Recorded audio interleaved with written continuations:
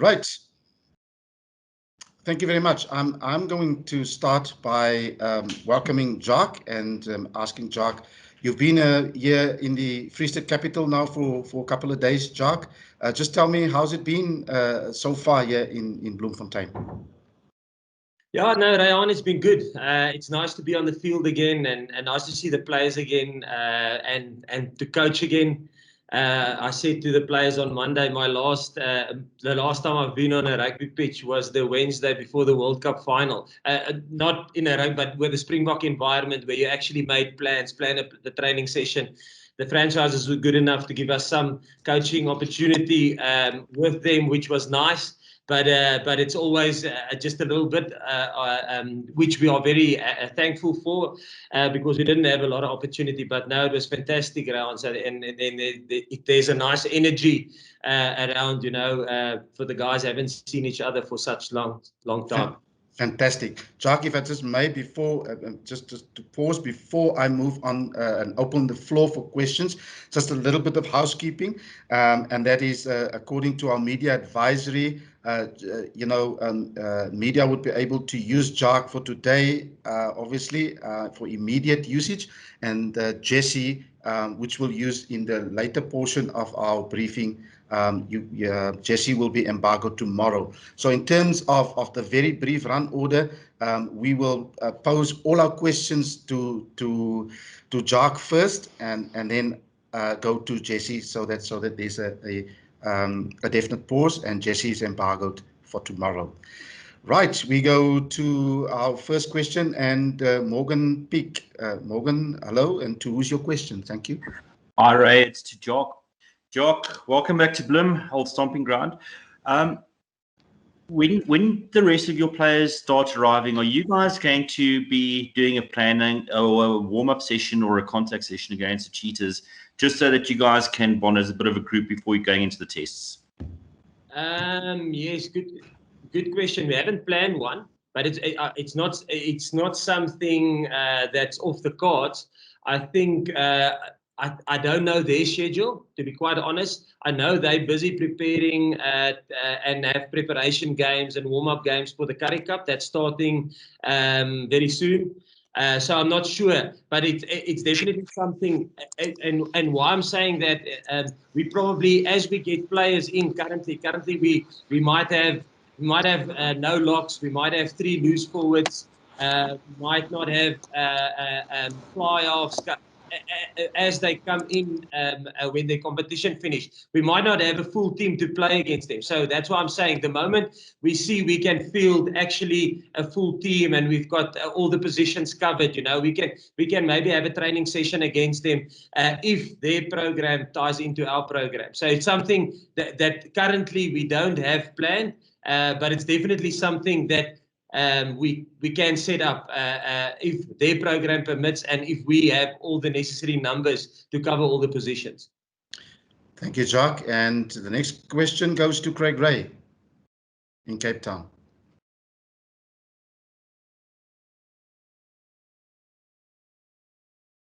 Craig, are you able to hear me? Sorry, guys. It helps if I put my mic on, I suppose. Hi, Jacques. How you doing? Great. I was halfway through my own question, but anyway, let me start again. Just the obvious one. VERMEULEN, what's the situation and what is the plan if he is touch and go? And also, what have you heard from the Munster duo and their situation, please? Okay, firstly on Dwayne, I think Dwayne gets operated today. So obviously he did he got the ankle injury and went for scans and stuff, and I think he's getting treated surgically today. And the feedback that I've got is that players, well, obviously it will, hopefully he gets the surgery goes well first of all. And then hopefully the rehab goes well. And Jesse had a similar injury, and obviously we can't now discuss injuries and that because of all the privileged information and stuff like that. But it's something that you can. Some players come back from a 5-week to 16 weeks, you know, depending on the severity of the injury. And I think the surgeon will probably know that once he's opened it up and had a good look at what's going on inside. So listen, and I said when they said, listen, anything from 5 to 16 weeks, I said, hell, okay, you cover your bases, eh? So, I mean, certain players got back very quickly. Jesse had a similar op, like I said, just before the World Cup in 2019, and his recovery, he was back quick. But then, depending on the severity, it might be a long-term injury. But we'll probably have more feedback on that after the surgery. And then the second one is the Damien and Erge. Yeah, they had an accident. I think it's well documented now with a fire pit. I think Damien came out. I spoke to both of them, and they are fine, which is probably the most important one. And their families are fine. We always just look at the players that will he be able to play? Is that which is that they are fine and their families are fine. And look, they are seeing the specialist that looks after their birds on Friday. And if he clears them to fly, or whenever he clears them to fly, they'll be on a plane coming back to us. Bearing in mind that just give them probably a couple of days just to get the administration or the logistics sorted out in terms of booking the flight and getting, especially they both have partners and Dukes have a small baby, getting all the logistics right. They'll be on a plane back to us as soon as they get cleared and the logistics sorted out. Thanks. Answer your question. Yeah, I think so. I was just wondering, are you going to call up a precautionary player for Dwayne? No, we had a discussion about that, and we're not necessarily now going to get somebody in for Dwayne. No, we're not. Good question. Thanks. Thank you, Craig. Thank you, Jacques. And we move on. Next one on the list is Pilisande. Thanks, Ryan. Thanks, everybody. Just to pick up on Craig's question, Jacques. Yes. Is it something that disappoints you that to see such accidents happen? I mean, these guys are obviously grown men and they can do whatever they want in terms of how they sort of enjoy their time. But is it something that sort of disappoints you as a Springbok management group to see something like that happen, and you would rather prefer, an accident to happen on the field of play and not off it? Yeah, I mean, obviously, when accidents happen like that, any accident, I mean, a car accident would preferably not be ideal, but it's not something that we can control, and I think that's why people call it an accident.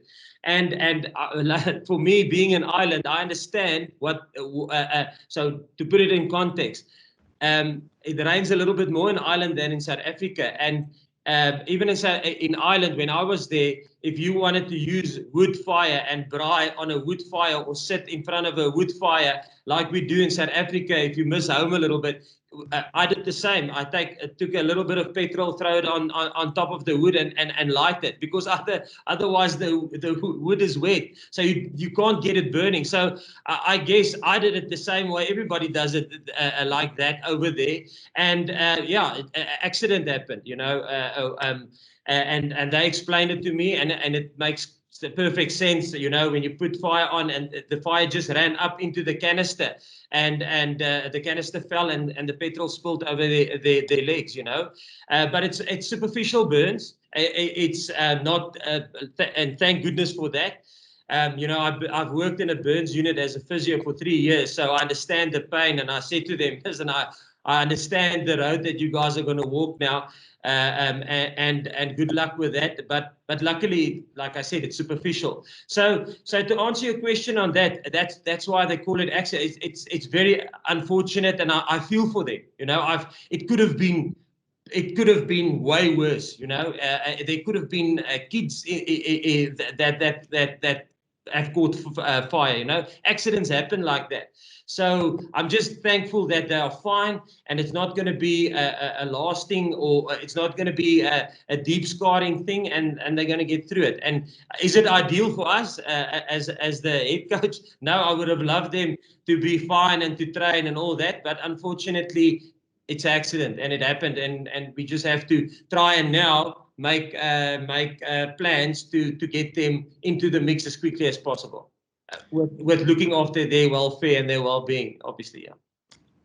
Thank you, Jacques. A very comprehensive answer. Nathan, you next. Hi, Jacques. I also want to ask, all the guys in camp at the moment, will they be working on the conditioning only, or will they also be working on the system, the structures of your guys, the Springbok system? Yeah, Nathan, yeah, that's a good question. And I must say, I'm probably more nervous for this week than the other weeks when we get a little bit of more players, because you never want to, as a coach, be known and the players say, listen, they're just trying to keep us busy, you know. So it must be meaningful. So, and although we are very limited numbers, we are probably, to answer your question, we are doing a lot of skill-based work, but within the context of our game plan, and with a little bit of a conditioning flavor onto it. So we will work on so let's say today would be the attack day. So we would work on the attack-based skills that we need in our game plan. And then we would obviously put them under fatigue, and then put them under pressure then with fatigue on top to try and execute their skills. And I must say, hats off to the coaches and to the players. You need both parties or stakeholders to buy into the concept, to make it work. And I must say, the sessions that we've had, we tick the boxes that we want to tick. Look, we're not there yet, and we won't beat the British and Irish Lions with what we are currently doing yet, but I'm very satisfied with the first steps that we took in terms of getting to our ultimate goal. Thank you. And now Mick Cleary, you're up next. Thanks, Ryan. Hi, Jack, from what is now a very sunny UK, which is very unusual. Could I just check a couple of things? One is, what numbers have you got in there in Bloem this week, and what is your projection of when you'll be up to kind of what you might call full strength? That's just a factual question, if you could. And the second one is more broader, listening about injuries. Jack, is for a coach and for a player to win a Lions series, is dealing for player and for coach with the ups and downs of injury, misfortune, red cards, yellow cards, is that one of the keys to success? We've already seen with Kyle Sinclair last week was in the depths of despair, and now he's on cloud nine. Is that for you, looking from the outside in previous Lions series, is that one of the keys for you, and also as a player, do you think? Yeah, Mick, I think I'm going to answer that second question first. Yeah. I think that is because it's such a rare occasion, you know, and such an unbelievable occasion to play the British and Irish Lions. I think, yes, you would like everything to go perfect. And if you look at what happened in the previous series down in New Zealand, I mean, it's a win for New Zealand in the first game, and then in the second game, I think at 24 minutes, Sonny Bill got a red card, you know. And not to say that the British and Irish Lions wouldn't have won that game if he didn't get the red card, you know.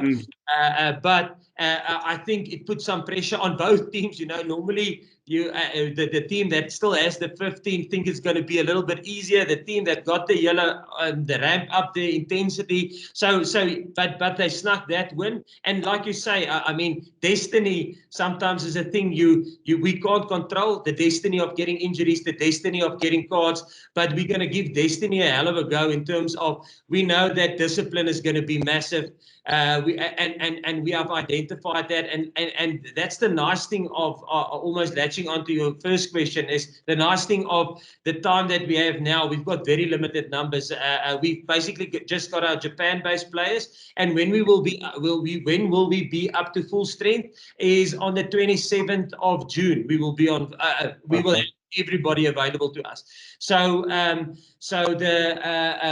but the nice thing, having this small group, you don't normally, as a national coach, get time to spend on fundamentals and with such a small group, you can literally measure. If we did 100 passes today, you can literally measure all 100 because it's only 6 players that you're looking after. So that's the nice thing of it.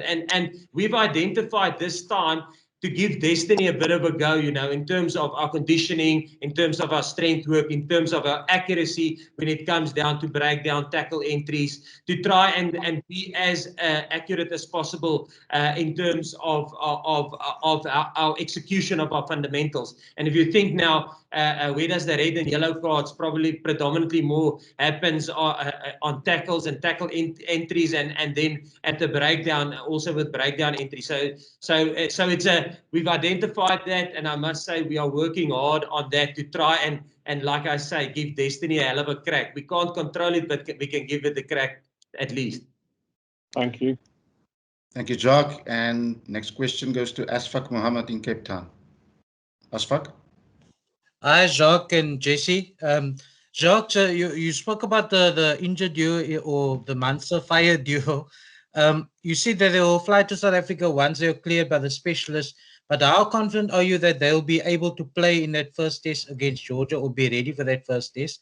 And then secondly, in the same question, in terms of adding more players to the squad, are you able to do that? And when would you like to do that, if so?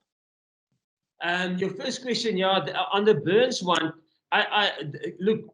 It's will they be able to play against Georgia? Currently, as I'm sitting here, if everything goes according to plan, yes, I think they would. The challenge is if they get infection, or if, for instance, there's some other medical reason they can't fly to us as soon as possible, then obviously it makes it a little bit more challenging aspect. So I think in terms of that, we will have to be adaptable, and it's something, unfortunately, that we can't control. It's going to be determined on how quickly their wounds heal and they can get on a plane and come over here. And start training again. So obviously, and hopefully, you know, that can be anything between 2 and 4 weeks. And it's same as with Dwayne with his injury, you know, depending on how the rehab goes and how the surgery went, and did he get a good fixation, the surgeon, and I mean, that will all play a role in terms of the injured players getting back, and even the guys with the burns getting back into the mix. So we will just have to wait and see. But I currently sitting here, I'm a very optimistic guy, and I think they will be good to go. From a burns perspective, yes. From a RG, from his knee perspective, obviously there's a lot of things that we will have to assess in terms of when he gets here. Our selection protocols is always mindset. Second one is physical readiness, and there's a few boxes that need to get ticked there. And if he ticks all 4 of those boxes, or there's 4 boxes there, if he ticks them all, then we go and look at his form, you know. And if his rugby is good and he plays well, he'll be in the mix. Yeah. Thank you, Jacques. Just forgot to mention Luat as well there in terms of how's he going? Yeah, Luat is going well. And again, Luat's current projection, as I understand it, and the last feedback that I've got is that his rehab is on track and he's doing actually well. I think he's a little bit ahead of where they thought he would have been. And as I understand it, if everything goes well with Luat's rehab and it continues on to plan, and like I say, I mean, being a physio, 1 week, you hitting all your markers, and the next week, the moment you go to, let's say, a little bit more explosive stuff, a little bit more power, there might be a little bit of a setback, and then you have to pull back a bit on the rehab. But I mean, if you hit the marker and you progress and there's not complications, I mean, Luat, as I understand it, can, even if Sale makes the final of the Premiership, he might be up for selection to play in the Premiership final. You know, again, Alex must be happy with his form. He must tick all the conditioning boxes, and he must be medically fit and stuff like that. But that will be up to Sale. But as I understand it, as his progression currently is spot on, if he continues like it's doing currently, and they make the final or the semi-final, he might be in a position to participate in that. So I think Louis is going along very well. Erge was doing fantastic. I saw his GPS stats of last week before the burns. Unfortunately, an accident happened, and it is what it is. And now obviously he's got a little bit of a setback, and we just wait for the wounds to heal, and then we'll assess him when he get over here.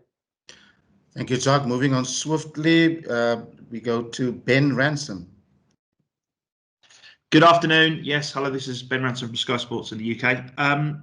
There's an ongoing debate about where the British and Irish Lions fit, I suppose, in the modern rugby calendar. Could you give us a bit of a wider context, Jack, about what it means to you, this series, and also to the South African rugby? No, I think it's massive. It will be a pity if one loses the British and Irish Lions, because there's such a rich history in it, you know. And I mean, when we flew up to Bloemfontein, I was on the flight with Naas Botha, and I mean, he spoke about the 1980 British and Irish Lions, and he was so, when we went back into international rugby in 1992, he would have loved if there was a British and Irish Lions tour then, but then they only came in 97. So people are talking about British and Irish Lions tours. It's almost like World Cups, 95, 99, 2003, 2007. You almost can remember where you were in 2007. I can remember where I was in 2003, 95. You know, funny enough, one of my first autograph books that I got from my dad had all the British and Irish Lions, I think of 1974. Correct me if I'm wrong here, but I think they toured South Africa in 1974. I was born in 1972, and he told me every single guy who was on that British and Irish Lions tour, and I think it was a good tour for the British and Irish Lions. So that's how massive it is for South Africa, you know, and that's just my little bit of take on it. I mean, for the players, it's colossal, you know. It's once every 12 years. I won't say, I mean, World Cups will always be World Cups, you know, and I won't say one is inferior to the other and one is superior to the other. It's different. But I must say World Cups are special because obviously everybody works hard to win a World Cup. But the specialness of a British and Irish Lions, it probably will only come once in your career as a professional rugby player. And that's what makes it so special. So, yes. Thank you, Jacques. And we're going to take one or two more to you, and then we move over to Jesse. And Liam Hackney, choose your question, sir. Jacques, how are you? Obviously, Jacques. Yes. Good. Thanks. Good, thank you mentioned there earlier about how nervous you were for this week, given it is the start and it's been so long awaited. I'm just curious, what sort of head coach are you in when you're reacting to taking, say, phone calls that contain bad news? You know what I'm saying? You see Dwayne Vermeulen getting injured on Friday, then there's a phone call from Ireland with regard to the two boys. I mean, how do you react emotionally? Where are you with that, just receiving bad news? How do you take that on board and quickly move on from it, or absorb it and get down to business over it? Liam, I must say, like all coaches pathways have certain things. Me as a coach, I've never played rugby at the international standard, not even at the school first team standard. I loved rugby and I participated. I played for my school 7th team. So I'm not a great rugby player. Look at him. But anyway, but my pathway, being a physio, is almost you handle what you have to handle. So when it doesn't help that you sulk over things. You must make the next plan. So if you treat a player and the treatment I did today and I reassess him tomorrow, it didn't work, you can sulk and say, oh, yes, I didn't do the right treatment. Or you can go, oh, at least now I know what doesn't work. And then you take another route. They call it clinical reasoning in physiotherapy or in medicine. That's how you sometimes, by trialing a certain treatment, you make an assessment, you think it's that, you start treating it, and then you see how there is. So I don't want a long-winded answer, but I'm pretty much a type of guy because of that background. Listen, it is what it is. Can I change it? No, I can't. What I can do, I can talk to Dwayne and say, listen, be positive about it. Listen, I've heard good things, consulted with Jesse. That's how he sat in front of me on the plane when we started talking about it. He said, listen, Jacques, I've had that similar injury. And he almost cheered me up. And that's the nice thing of the box. In terms of how we do things, and to jump on a call with Dwayne. Listen, I just came, had a chat with Jesse. He had the same injury. Remember Dwayne, 2019, just before the World Cup? Yes, he remembers now. He got back. Remember his last game. I'm that type of guy. Listen, bad news. Like I say, we can't change destiny. It is what it is. You must find a way, accept it, move on, make new plans. Thank you, Jacques. And we go to Justin Ford. Hi, Jacques. Good afternoon. Just a quick question. The referees and the match officials were announced earlier this week. How big a part of their announcement is going to form part of your planning for this upcoming series? I know that, ahead of the World Cup that was spoken about, Dwayne playing bad cops here, playing good cop. Is that again going to be a very big part of how you guys plan for this upcoming series? Yeah, let me explain the good cop, bad cop thing. In South Africa, in certain culture, in my culture, I'm an Afrikaans boy coming from Bloemfontein. It isn't natural for me to challenge authority or to question authority, not challenge, just question it. So we had to, in our environment, find a way to in an English environment, they a lot more, they'll question, they'll ask. But in my Afrikaans guy was, listen, you are there to be seen, not heard. That was the common thing on a Sunday that your dad will tell you. Listen, you're there to be seen, not heard. You don't open your mouth. There's a hierarchy. So for an Afrikaans guy to talk to a referee, it's weird. He's in a position of authority. So what we did with a good cop, bad cop, because people think we just a guy helped us and said, let's put a guy in a role.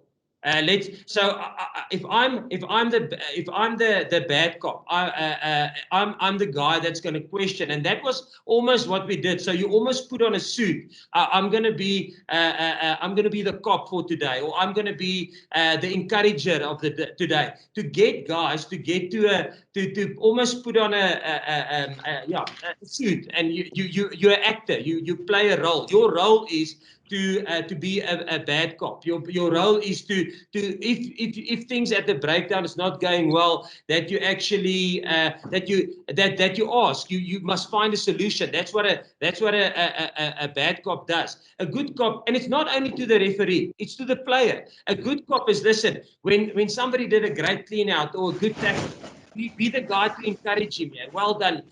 So it's not just referee based. I hope it makes sense, because I think people might see it as, listen, we're trying to manipulate the referee. It's not at all that. It's not at all.